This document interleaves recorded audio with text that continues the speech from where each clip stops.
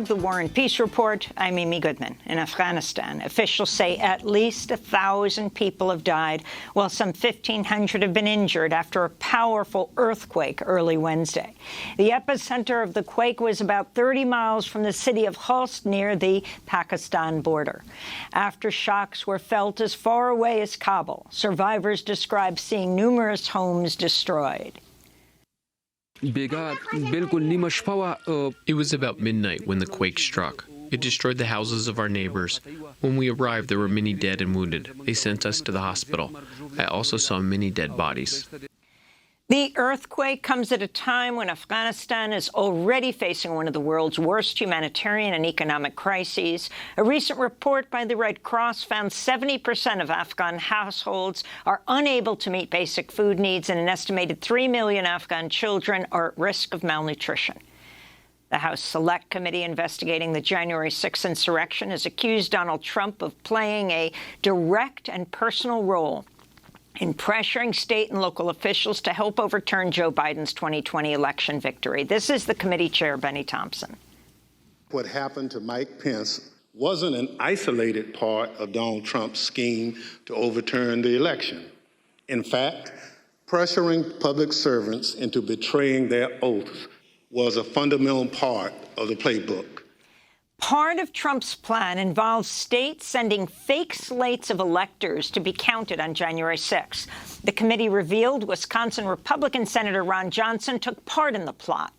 On January 6th, an aide to Johnson texted an aide to then-Vice President Mike Pence, saying Johnson wanted to hand Pence alternate slates of electors from Wisconsin and Michigan.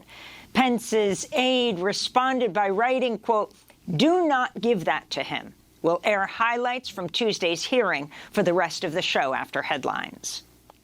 Ukrainian officials say Russian forces have captured several settlements near Lysychansk and Severodonetsk in eastern Ukraine as Russia moves closer to seizing all the Luhansk region.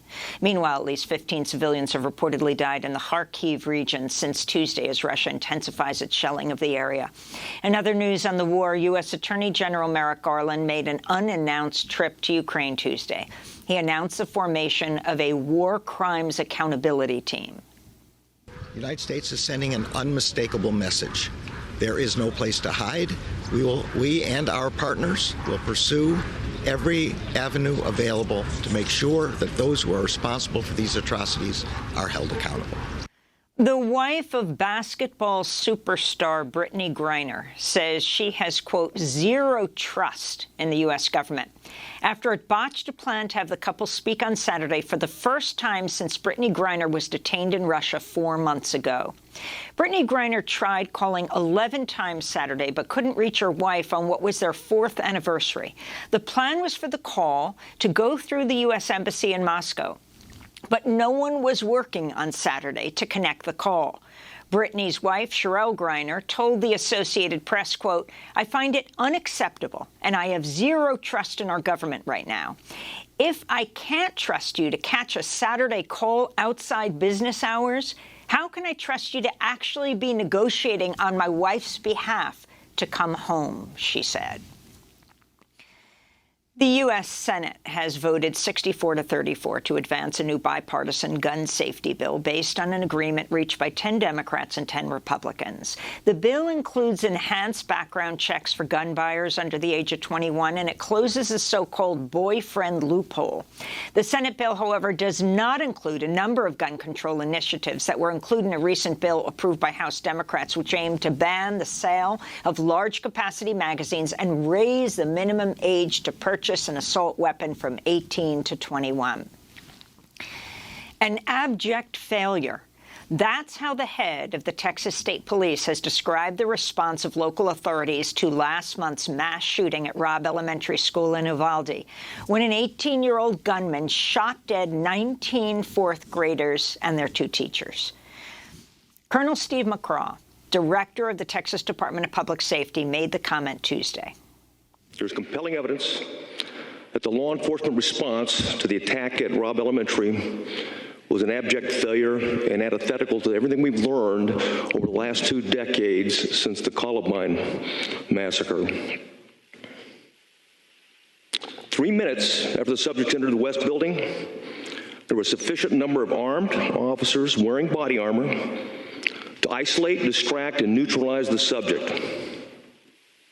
The only thing stopping a hallway of dedicated officers from entering room 111 and 112 was the on-scene commander, who decided to place the lives of officers before the lives of children. Police had said they needed time to get a key to open the classroom's locked door. But McGraw said the door was not locked and that no officer even checked to see if it was. McGraw also revealed one Uvalde police officer who was inside the school was detained while trying to save his wife, one of the 2 teachers shot dead. Ruben Ruiz was detained and had his gun taken away after he moved to approach the classroom where his wife was shot inside. She had phoned him. Primaries were held in Alabama, Virginia, Georgia, and Washington, D.C. on Tuesday. In Alabama, Kat Britt defeated Congressmember Mo Brooks in the Republican Senate primary to replace the retiring Senator Richard Shelby. Donald Trump had initially endorsed Brooks, who had helped organize the Stop the Steal rally, where Trump spoke just prior to the January 6th insurrection. But Trump later withdrew his endorsement and backed Britt after Brooks told a crowd to put the 2020 election behind them. In election news from Texas, a recount has confirmed Henry Cuellar, one of the most conservative Democrats in Congress, has defeated progressive challenger Jessica Cisneros in last month's House primary. Cuellar won by just under 300 votes. Cuellar is a corporate-backed, anti-choice, pro-gun Democrat who received backing from House Speaker Nancy Pelosi and others in the Democratic establishment. In January, the FBI raided his home as part of a corruption investigation. Cuellar's campaign also got a major boost from AIPAC, the American Israel Public Affairs Committee.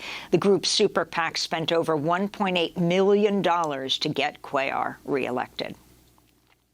The U.S. Supreme Court has issued a significant ruling on the separation of church and state. The court's 6 conservative justices ruled private religious schools in the state of Maine cannot be excluded from a program where the state pays tuition for some students attending private schools.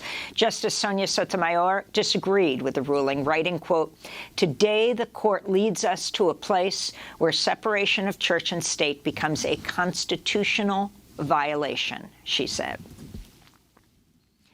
The Democratic Republic of Congo is preparing to soon hold 3 days of national mourning for slain independence leader Patrice Lumumba, who was assassinated in 1961. On Monday, Belgium, the former colonial power, handed over a tooth that a Belgian police officer said he took as a trophy after he helped cut up Lumumba's body, then dissolved it in acid. The tooth is believed to be the only remains left of Lumumba, who was killed a year after he became the first elected prime minister of the Congo in 1960. The CIA had ordered his assassination but could not complete the job. Instead, the United States and Belgium covertly funneled cash and aid to rival politicians who seized power and killed Lumumba. A coffin holding Lumumba's tooth is expected to fly from Brussels to Kinshasa today. Lumumba's son, Roland, spoke Tuesday.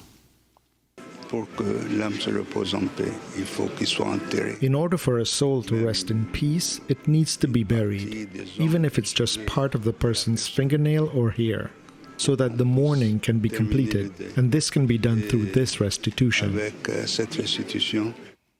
In Ecuador, thousands of indigenous and social leaders took to the streets of the capital, Quito, and around the country for a 9th straight day on Tuesday, protesting right-wing President Guillermo Lasso's economic policies and rising fuel prices. Reuters reports police fired tear gas and so-called non-lethal projectiles at protesters. At least 2 people have died, nearly 100 injured, and dozens arrested. President Lasso has extended a state of emergency to at least 6 Ecuadorian provinces.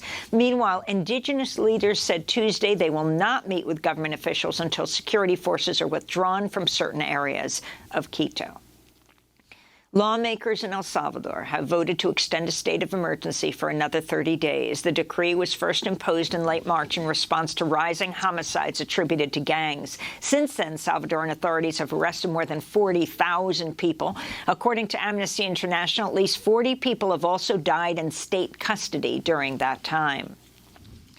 In Brazil, a third suspect in the murders of British journalist Dom Phillips and Indigenous expert Bruno Araujo Pereira, was arrested over the weekend. The suspect pointed police to the location of the speedboat in which Phillips and Pereira were traveling before they were murdered in early June.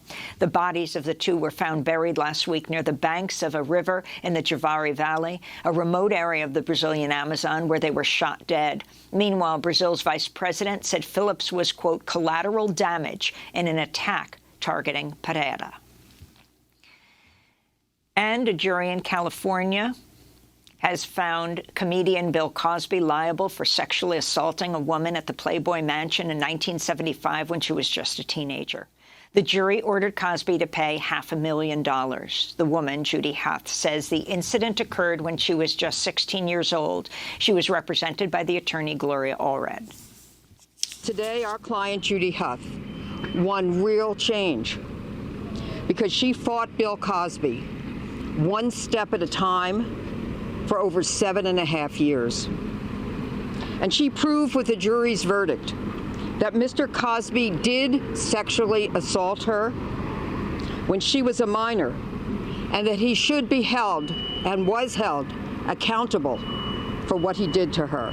Bill Cosby did not attend the civil trial and denied the charges. 11 months ago, he was released from prison in Pennsylvania after the state's high court threw out a sexual assault conviction in a different case. And those are some of the headlines. This is Democracy Now!, democracynow.org, the War and Peace Report. I'm